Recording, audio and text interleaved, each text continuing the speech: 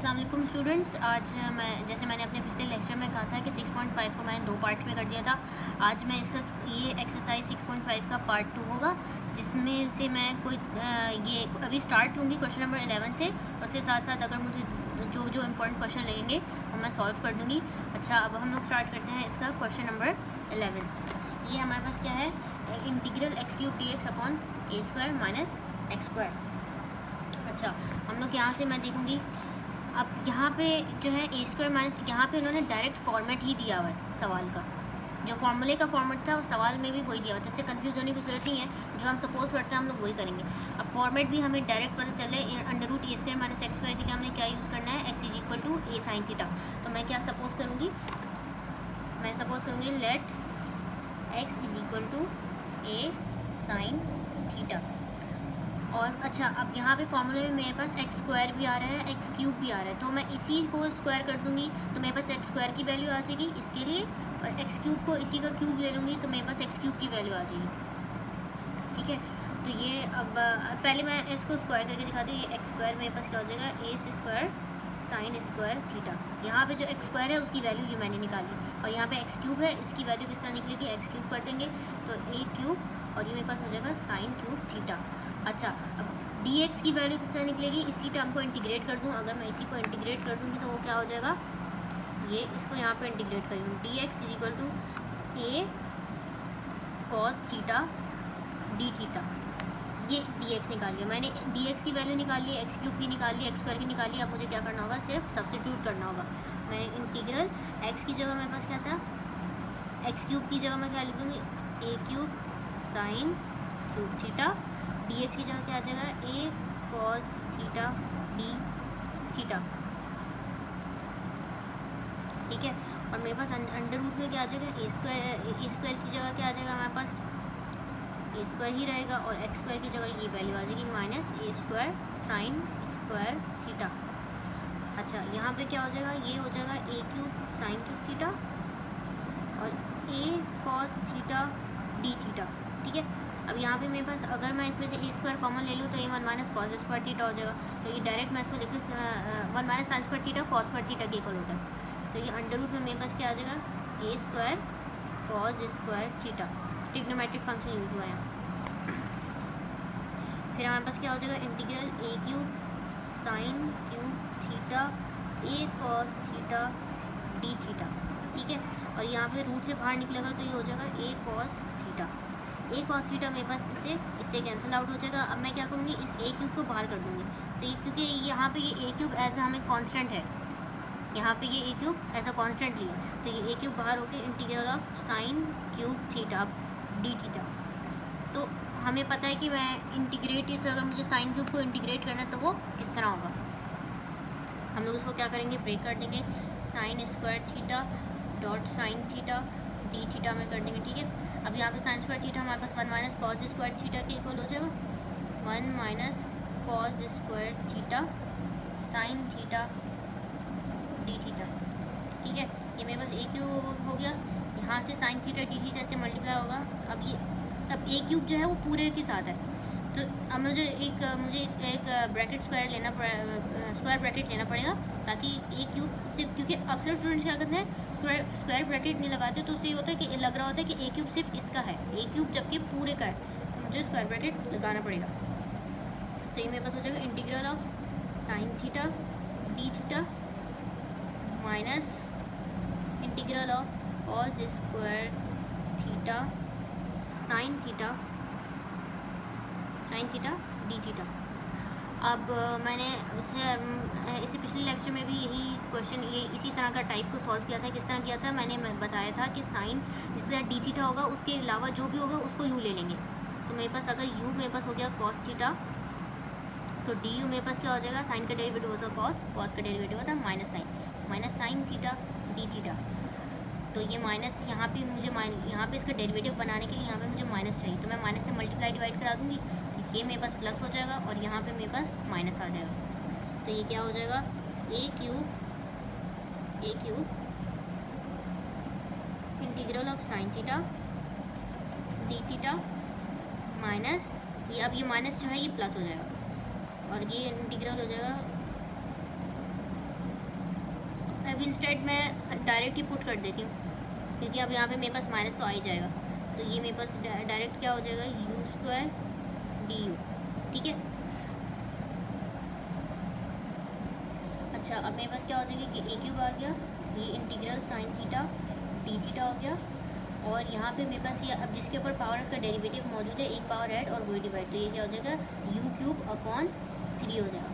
ठीक है, और यहाँ पे इसका इंटीग्रल लेंगे तो ये मेरे पास हो जाएगा, इंटीग्रल साइन का इंटीग्रल होता है माइनस कॉस, तो ये मेरे पास हो जाएगा माइनस कॉस थीटा, और u को एक्चुअली मैंने क्या सपोज किया था, कॉस सपोज किया था, तो u की जगह अब क्या आ जाएगा, कॉस आ जाएगा, plus cos cube theta upon 3। लेकिन यहाँ पे मेरा आंसर ख़त्म नहीं होता है, क्योंकि मैंने एक्चुअली अब मुझे यहाँ पे ना कॉस की वैल्यू निकालनी है, कॉस की वैल्यू है क्या। तो हम लोग क्या करेंगे, हम लोगों ने इनिशियल स्टार्ट किसे लिया था, let x equal to a sine theta, ये स्टार्ट लिया था हमने।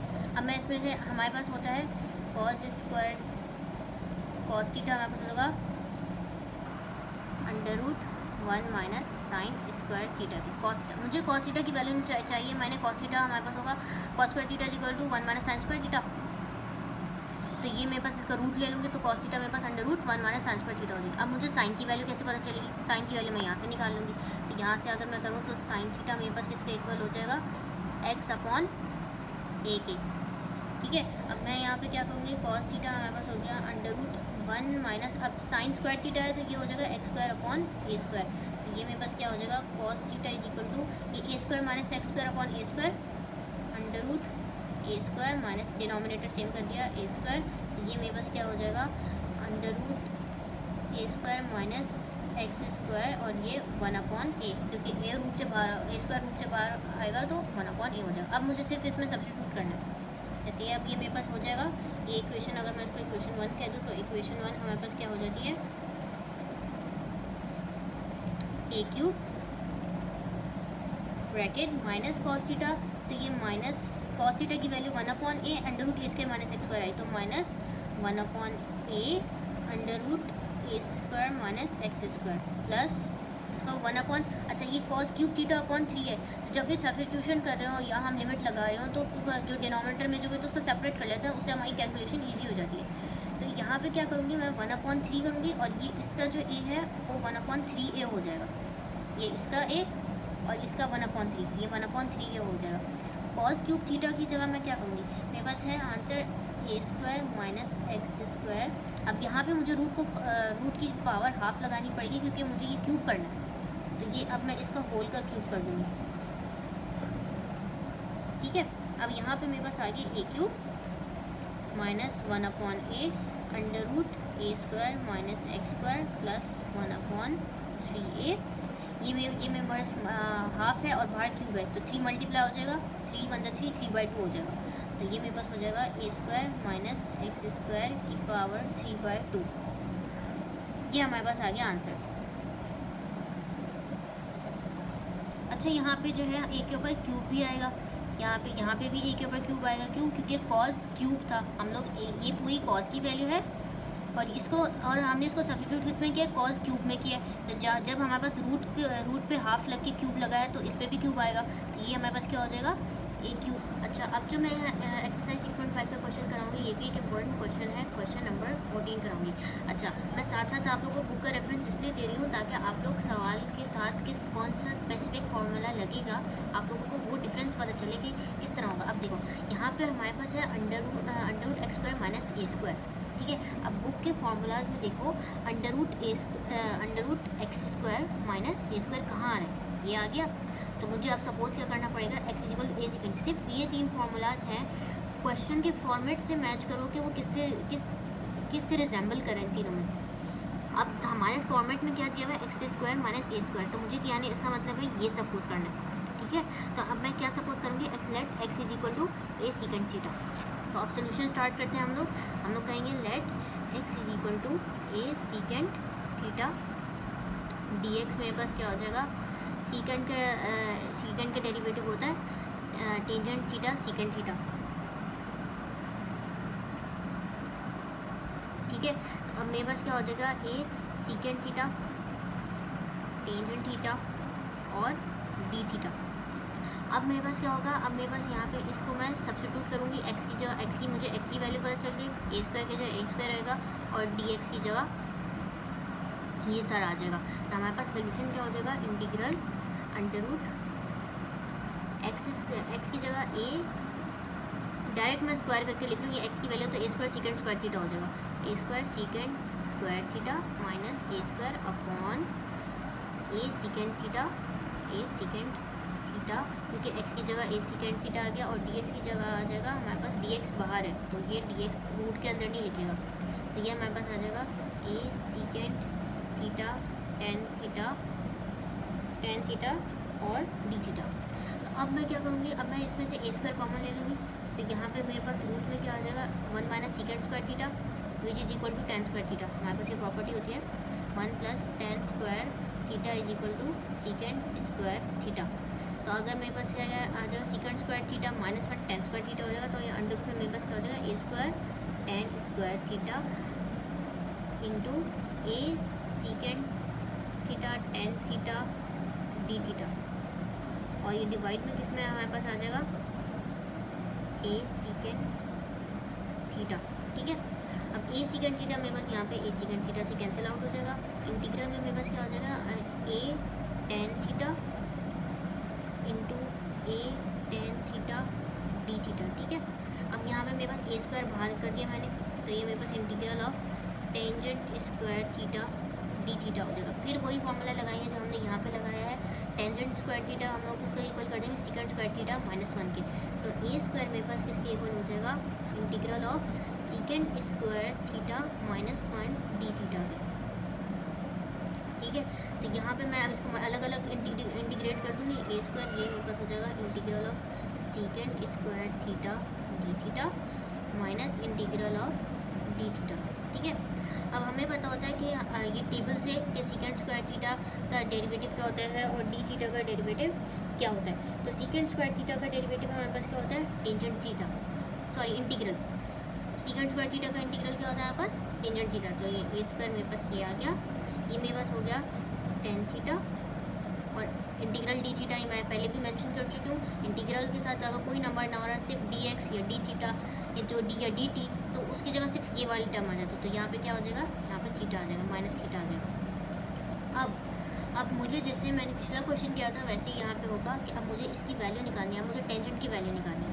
ठीक है, अब हम लोगों के पास क्या होता है, जैसे मैंने वहाँ पे sine square theta plus cos square, पिछले क्वेश्चन में sine square theta plus cos square theta equal to 1 लिया था, यहाँ पे मैं ये वाली ट्रिग्नोमेट्रिक फंक्शन दोबारा लगाऊंगी, तो मेरे पास टेंजेंट थीटा की वैल्यू हो जाएगी सीकेंड स्क्वायर थीटा माइनस 1। ठीक है, अब सीकेंड की वैल्यू क्या कैसे निकलेगी, सीकेंड की वैल्यू हमारे पास इस सपोजिशन से निकलेगी, कैसे, हमारे सिंस एक्स हमारे पास किसके इक्वल था, सीकेंड थीटा के, तो सीकेंड थीटा की वैल्यू क्या हो जाएगी हमारे पास एक्स अपॉन ए, तो टेन थीटा में मैं सब सब्स्टिट्यूट कर दूँगी, टेन थीटा मेरे पास क्या हो जाएगा under root x square upon a square minus 1।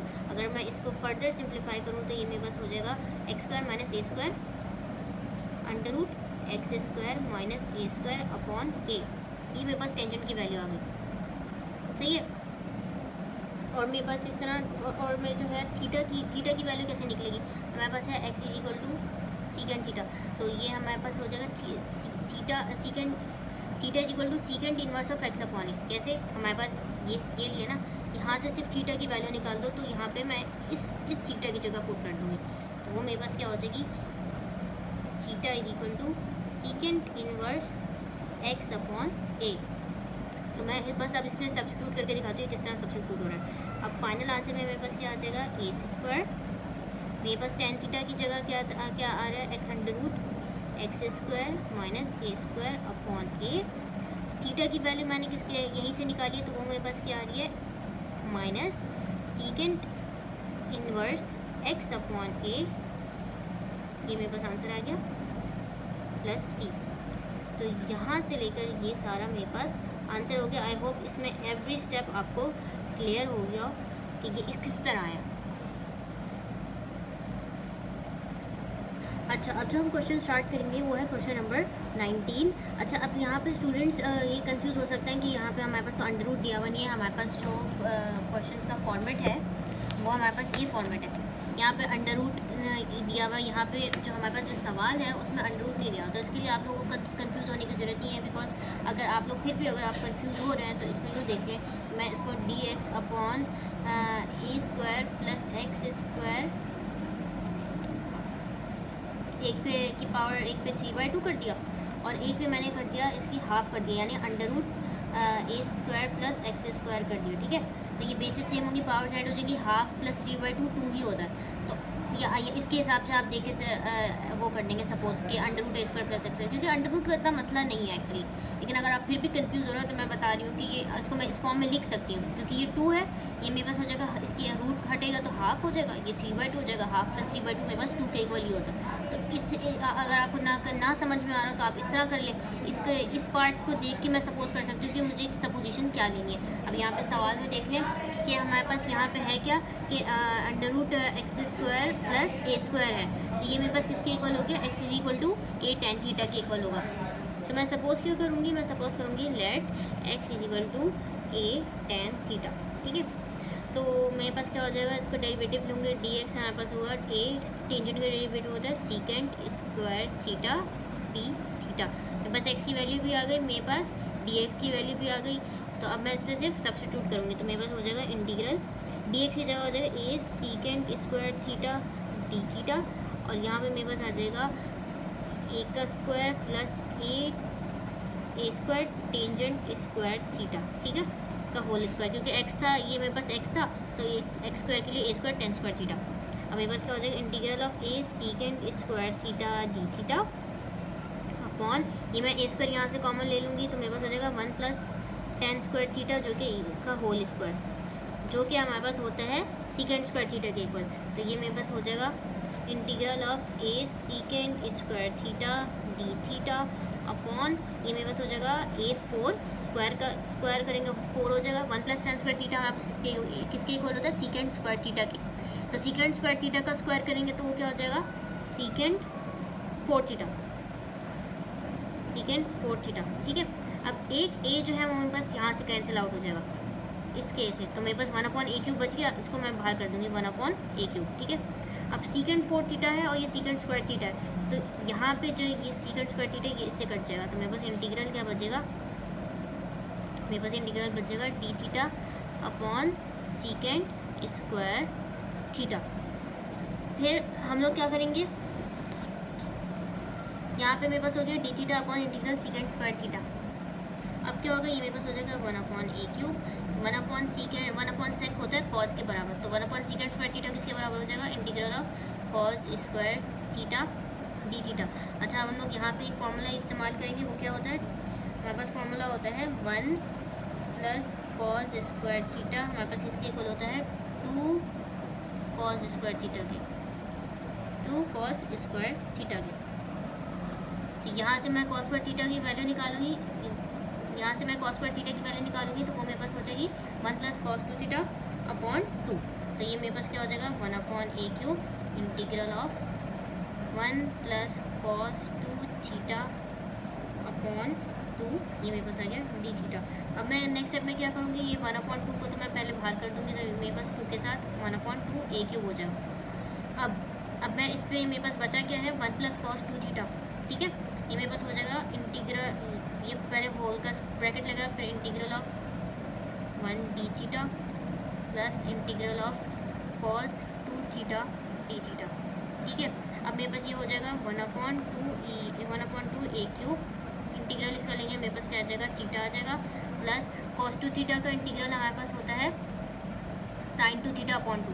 कैसे, कॉस थीटा का हमारे पास इंटीग्रल होता है साइन थीटा, तो ये मेरे पास साइन थीटा एंगल, क्योंकि 2 थीटा लिया है तो एंगल हमेशा हमारे पास इंटीग्रेट करते हुए डिवाइड होता है, तो ये मेरे पास क्या हो जाएगा साइन 2 थीटा अपॉन 2।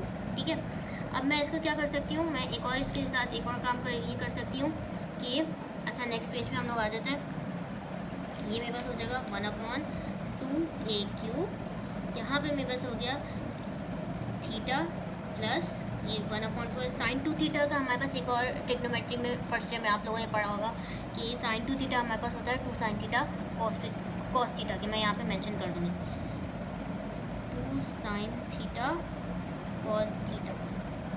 प्रॉपर्टी क्या है, साइन टू थीटा हमारे पास किसके इक्वल होता है, 2 साइन थीटा कॉस थीटा, ये प्रॉपर्टी है हमारे पास, ठीक है। तो मैंने ये यहाँ पे अप्लाई कर दी है, 2 से कैंसिल हो जाएगा, मेरे पास आ जाएगा 1/2 a cube theta plus sine theta और कॉस थीटा। आई होप इतना समझ में आ गया होगा। हमारे पास अब मुझे निकालना है थीटा की वैल्यू, साइन की वैल्यू, कॉस की वैल्यू, ताकि मैं इसमें सब्स्टिट्यूट करूँ। थीटा की वैल्यू तो मैं यहीं से निकाल लूँगी। हमारे पास होता था x = a tan थीटा होता था, ठीक है। तो थीटा मेरे पास आ जाएगा a था, तो थीटा मेरे पास क्या आ जाएगा, tan इनवर्स x/a। एक चीज़ निकाल ली। अब हमारे पास होता है एक और चीज़, हमारे पास क्या होती है, कॉस थीटा हमारे पास होता है 1/sec थीटा, ठीक है।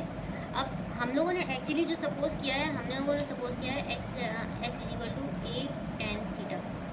तो tan हमारे पास ट्रिग्नोमेट्री का फॉर्मूला होता है, उसमें से मैं ट्रिग्नोमेट्री के फॉर्मूले से मैं सीकेंड की वैल्यू निकालूंगी, तो फिर मुझे कॉस की वैल्यू मिल जाएगी। तो सीकेंड की वैल्यू निकालने के लिए हम लोग वो ट्रिग्नोमेट्रिक थ्योरम लगाएंगे, 1 + tan square theta = सीकेंड square theta. तो सीकेंड की वैल्यू मेरे पास किस तरह आएगी, secant theta = √1 + tan square theta. अब tan स्क्वायर थीटा की वैल्यू मैं एक्चुअल जो मैंने सपोजिशन की है उससे निकालूंगी, तो tan थीटा की वैल्यू आ जाएगी x/a। आई होप ये आप लोगों को समझ में आ रहा हो कि किस तरह होगा। 1 + tan थीटा की वैल्यू क्या हो जाएगी, x/a, तो ये x² + a²। सीकेंड थीटा की मेरी वैल्यू आ जाएगी a² + x²/a², तो √a² + x²/a। मैंने ये सारी वर्किंग किस लिए की है मैं दोबारा से बताती हूँ ताकि कोई कन्फ्यूजन ना रहे। मुझे निकालनी थी कॉस की वैल्यू, ठीक है। मेरे पास कॉस होता है 1/sec थीटा। अब मैंने क्या कहा कि क्योंकि मैंने सपोज tan किया था, तो मैंने सोचा कि मैं tan के फंक्शन को इस्तेमाल करके मैं सीकेंड की वैल्यू निकालूँ। जब मेरे पास सीकेंड की वैल्यू आ जाएगी तो फिर मैं इस फॉर्मूले में पुट करूँगी, तो वो मेरे पास हो जाएगा cos थीटा = 1/sec थीटा। तो सीकेंड थीटा की वैल्यू निकालने के लिए ये सारी वर्किंग की। हमने ट्रिग्नोमेट्रिक फंक्शन यूज़ किया, 1 + tan square theta = सीकेंड square theta. इसमें से मैंने सीकेंड की वैल्यू निकाली। जब सीकेंड की वैल्यू अब देखिए, अब अगर मैं इसमें से कॉस की वैल्यू निकालूँ तो वो मेरे पास cos थीटा = ये रेसिप्रोकल में आ रही ना, तो डायरेक्टली हम लोग क्या करेंगे, सीकेंड थीटा क्योंकि ये फ्रैक्शन में रेसिप्रोकल में आ रहा है, मैं इसको इन्वर्स ले लूँ। इसको रेसिप्रोकल करके इसको किस तरह कर दूँगी, इस तरह कर दूँगी, a/√a² + x²। मेरे पास ये आ गई कॉस की वैल्यू, मेरे पास आ गई किसकी वैल्यू आ गई, मेरे पास थीटा की वैल्यू आ गई। अच्छा, अब मुझे निकालनी है साइन की वैल्यू। अब साइन की वैल्यू में मैं इसको लिख सकती हूँ, sine theta = cos theta × tan theta. मैं इसको इस तरह लिख सकती हूँ। आप सब अब यहाँ पे भी अक्सर स्टूडेंट्स को कन्फ्यूजन होती है, ये कहाँ से आ गया, अब ये किस तरह आया। अब देखो, टेंजेंट हमारे पास होता है sin/cos। मैं यहाँ पे समझा देती हूँ, ये मैंने क्यों लिखा है इस तरह। अब sine theta = cos theta, tangent हमारे पास क्या होता है, sin θ/cos थीटा। तो ये वही चीज़ हो गई, sin थीटा वही चीज़ हो गई ना। तो मतलब इसको sin थीटा को मैं इस तरह भी लिख सकती हूँ, क्योंकि आंसर sin थीटा ही रहेगा, उसको फ़र्क नहीं पड़ेगा। तो मुझे सिर्फ आंसर निकालने के लिए मैंने ये किया। तो sin थीटा मेरे पास क्या हो जाएगा, cos थीटा की वैल्यू मेरे पास है, मैंने लिख दी a/√a² + x²। tan थीटा की वैल्यू क्या है मेरे पास, x/a। तो ये मेरे पास आ गई साइन थीटा की वैल्यू। इसको मैं फर्दर सिंप्लीफाई करूँ तो ये a से कैंसिल आउट हो जाएगा, मेरे पास आ जाएगा x/√a² + x²। ये मेरे पास, अब देखो, अब मेरे पास आ गई साइन की वैल्यू आ गई, मेरे पास कॉस की वैल्यू आ गई, मेरे पास थीटा की वैल्यू आ गई। अब मुझे क्या करना है, सिर्फ इसके अंदर सब्स्टिट्यूट करना है। मैंने क्या किया, 1/2a³ थीटा की जगह मैंने क्या लिखा, tangent inverse x/a plus sign की वैल्यू में मैंने लिखा x/√a² + x², और कॉस की वैल्यू में मैंने लिखा, ये डॉट का मतलब प्रोडक्ट है, a/√a² + x² + c।